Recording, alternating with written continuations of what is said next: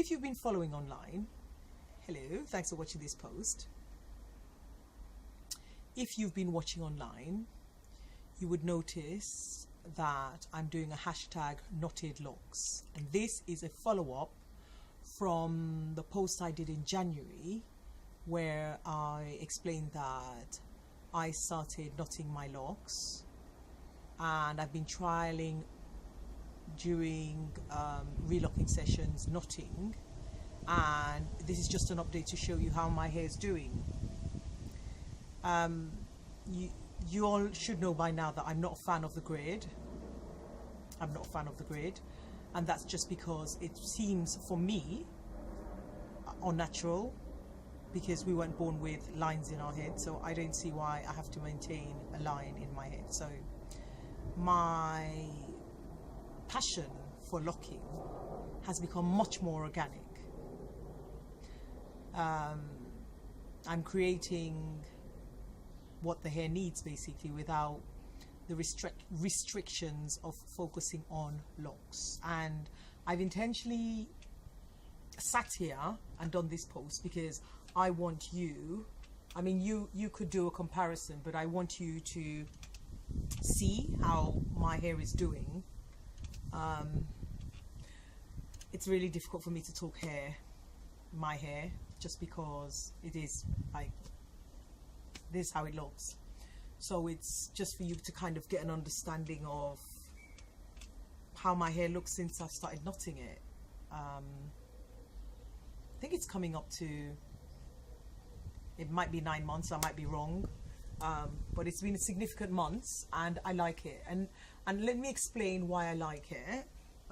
It means that I can stretch out my relocking session. I can keep my hair separated. It's just much better, just easier for me to keep my hair separated. And that's what it's about, really, keeping the hair separated, because, you know, 13 years locked plus, I don't really want to be doing it every month, because what I found with the interlocking is my hair was getting bushier, and it's getting bushier quicker, and now when I knot it, it's less bushy. So literally it's like that. And I'm not going to be able to demonstrate it, because I'm just not going to demonstrate anything, like, because what I'm realizing is that it's like, for example, if you demonstrated interlocking and then somebody copied it and just did it wrong, that would just be irresponsible. So it's just, so as you're following me, I'm changing, I'm responding to, I don't know, what the hair needs, and this is what the hair needs right now, just to be knotted. I visited Sierra Leone, and I've not been to Sierra Leone in like 30 plus years. Like, that's how long. So my memory of it was of quite conservative with hair. I'm referring to hair, conservative hairstyles, and I don't know what, I wasn't expecting as much locks as I discovered when I was in Sierra Leone. And for me, Sierra Leone endorsed my thinking, because I saw locks created in so many different ways, all sizes, and everyone's hair looked healthy. So it's a preference thing, right? So what I've come to understand with locks is whatever works for you and keeps your hair full and your hairline protected, keeps your locks separated. If it works for you, it works for you. For me, the knotting process works for me. And so yeah, it just felt like an endorsement of my beliefs, because I saw amazing hair, like dense hair, very dense hair, yeah, like full hairline there, and all sizes, and there wasn't a name for it. So yeah, it just endorsed what I thought, which is like, locks is a collection of knots. However you want to achieve it, you achieve it that way. This is how I'm achieving my locks being separated and helping everyone keep their hair separated. And that's enough for me. But one thing I can guarantee you, as I learn, I'll share. I'm so passionate about the fact that we have this hair and we can rock our hair in the way we choose. And for us, it's locks, and it's just because I don't have to comb my hair in the morning, and I can be presentable, I can go out quickly, and my hair's done. So yeah, this is the update. I wanted to talk about hairline, just because somebody had asked the question way back about how do you make sure your hairline's protected. One of the ways I would say you can make sure you're on top of your hairline, and you'll make sure that you're aware of what's going on, is by recording or taking a picture.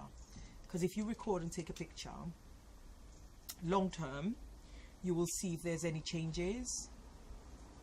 Also, stress to the person who's doing your hair about the fact that it's sensitive and you don't want it pulled. And maybe, if you're brave enough, have some hairs left out in the front. Stress that you don't need all of your hair locked in, and that should take care of that, really. As long as it's not hurting, it shouldn't be pulled, you shouldn't feel a tight pull. Take a picture, because sometimes even you retightening your hair or you relocking your hair might not be aware that you're pulling. So imagery always helps. That's how I came to realize I didn't like the lines, because I was taking pictures and I was just like, this is just, it just feels, it just looks unnatural. And therefore I'm much more of a bushy, uniform mess, locks person. That's my passion, and that's how I feel. But I need to stress that everyone has their preferences. So if you're somebody about the lines and the grids, this post is not for you. This is for those people who just want to rock their locks in an organic way with their size preference. There's something else I wanted to talk about, and that's the grid. Just really quickly, somebody was asking me, how do you cover the grid? I've covered this in my Melissa C.D. Blake group in Facebook. And if you want up-to-date information and you want to be part of a community of positive thinkers, Melissa C.D. Blake is where you need to be. It's a closed group, so you need to request joining, and then I'll add you on Facebook, Melissa C.D. Blake. There I did a live post. I'll be doing live posts there, so if people have any questions, it's easier to get me on Facebook, my Facebook group, than any other place, because I'll respond on a live post. So the grid, how do you cover the grid? And I was explaining that you literally, because I don't care about the grid, it's very easy. I care about the health of the locks and the well-being of each lock. So because I focus on that, I naturally cover the grid. It's a really natural process, so I don't intentionally cover the grid, but I realize I don't know how to achieve grid. I don't know how to maintain grid. I just don't, because it's not of interest to me. What is of interest is the fact that your locks, each locks is healthy. So when I want to do a side parting, I just do it like in a natural way, but it's like a suggestion. That's my side parting. I don't need an actual line. Another side parting, I don't need a line, and that's it. That's my side parting. And if I wanted to do center, it's a suggestion of a center. I don't need a line. And it's just a preference thing, because, you know, as I said, I wasn't born with lines in my head. So yeah, that's the post for today, and I'll be back talking locks. Thank you for watching this post. Subscribe, share, and comment. Thank you for watching this post. Take care of yourself. Bye.